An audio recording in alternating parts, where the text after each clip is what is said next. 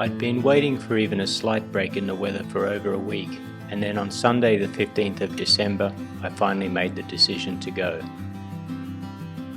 While the first 30 minutes was dry, it then began to rain quite heavily, and I briefly entertained the thought of turning back. However, what kind of adventurer, what kind of example to others would that make me? Almost serendipitously, this moment when I made the decision to proceed occurred at a road junction with a sign to chaos.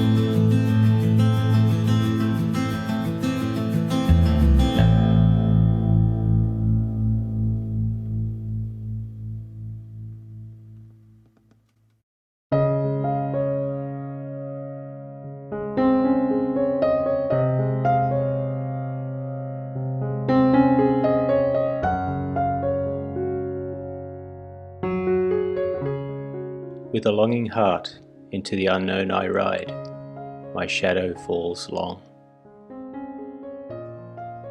It didn't take long after that to find my rolling mojo, and I spent the remainder of the day in a joyous, timeless flow.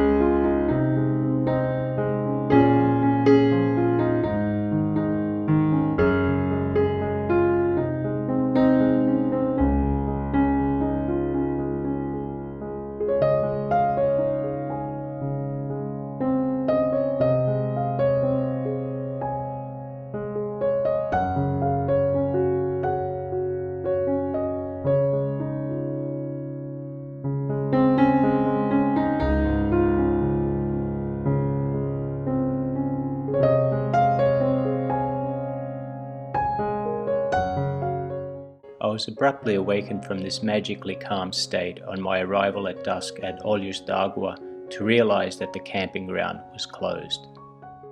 Fortunately, the reception building at the entrance had an undercover alcove, so that was going to be my home for the night. At least I was protected from the rain, and I was soon joined by a large bunch of cats. They were quite wary of my presence, but as the night progressed they grew braver, with many of them ending up sleeping at my feet. A rather nice win-win result for all of us.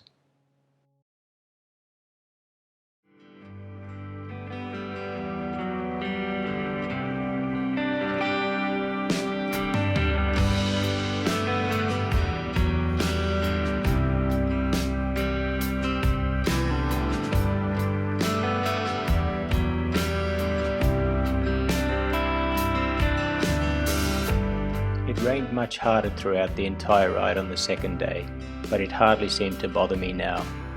I actually relished the fresh feeling of rain on my face as I made my way south to Santarém over rolling hills and valleys which connected a series of small villages.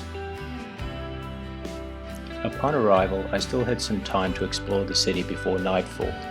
The rain was now just a gentle drizzle, and with dry clothes on my back and some warm food in my belly, it was pure joy to silently go out and explore.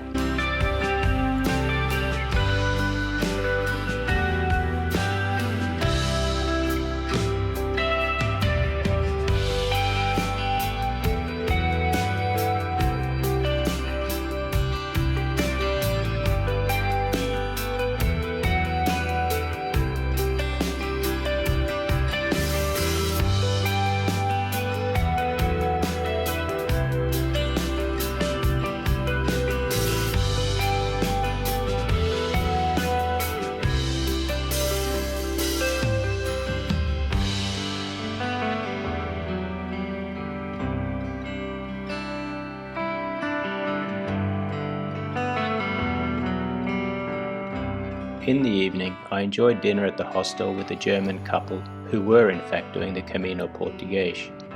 We'd never met before, and we were unlikely to meet again in the future, but for that hour or so, we shared a common language and bond, that of pilgrims.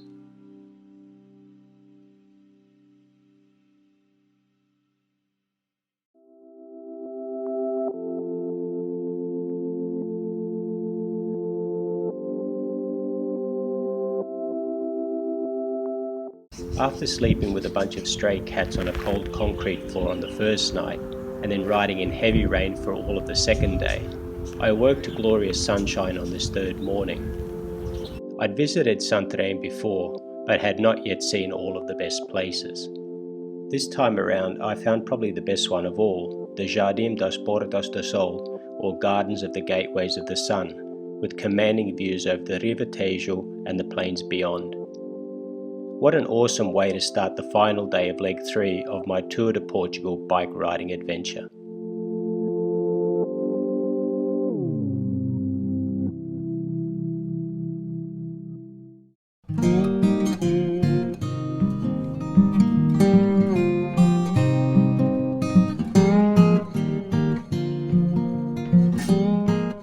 It didn't take long to get out of town into the quiet countryside, where I soon got to enjoy a very smooth long downhill roll as the morning was fast warming up. After an hour or so, I'd once again found that sweet spot of perspective where I could just fully enjoy and appreciate the moment, to realise just how blessed I am to have the opportunity to roll through the Portuguese countryside, while it seems the rest of the world is busy with being busy.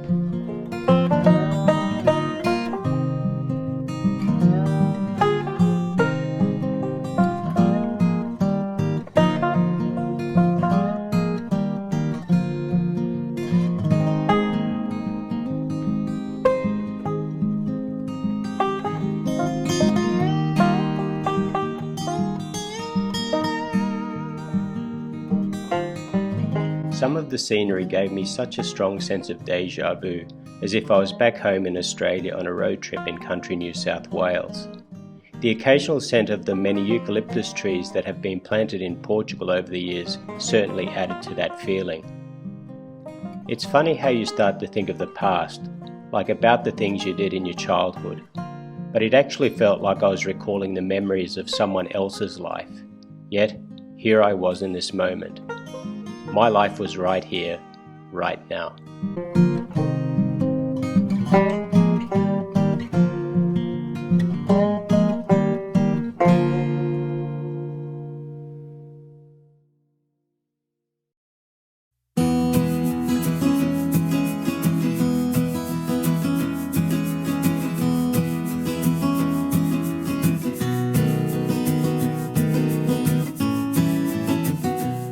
As I left Us and Tis, I got to enjoy another nice downhill roll.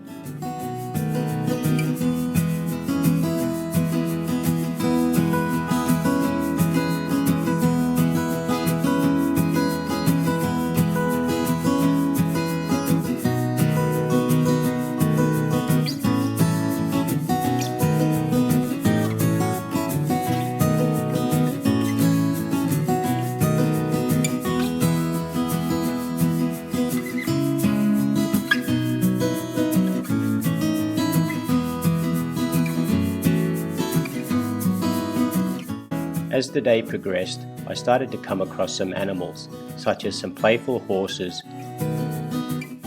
and my very favourite on these rides, cows. Look, cows! I must be a reincarnated Hindu.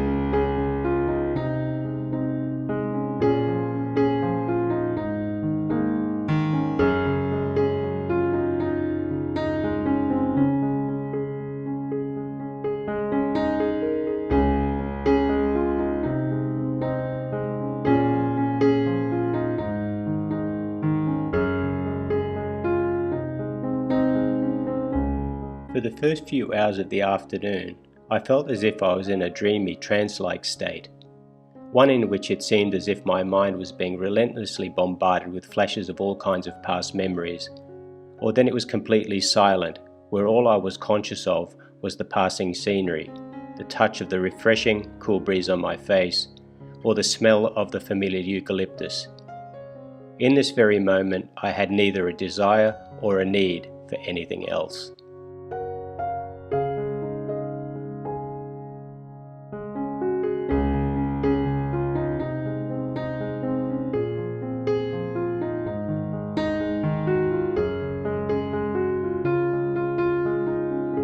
The last few hours of the ride involved quite a bit of climbing as I made my way through a series of valleys on my approach to Caldas da Rainha.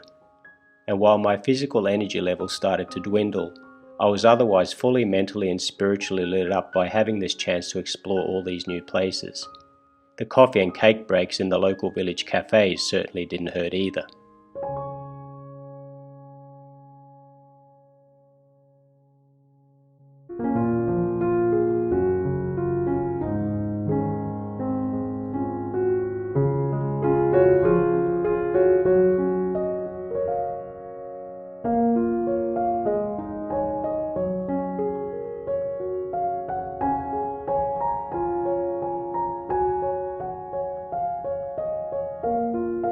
I finally reached the first familiar site of my home shire, that of the church in Atos Negros, which had been the limit of my previous running excursions out of Caldas da Rainha. How nice it felt to approach this same landmark, but now from a completely different perspective, both geographical and emotional.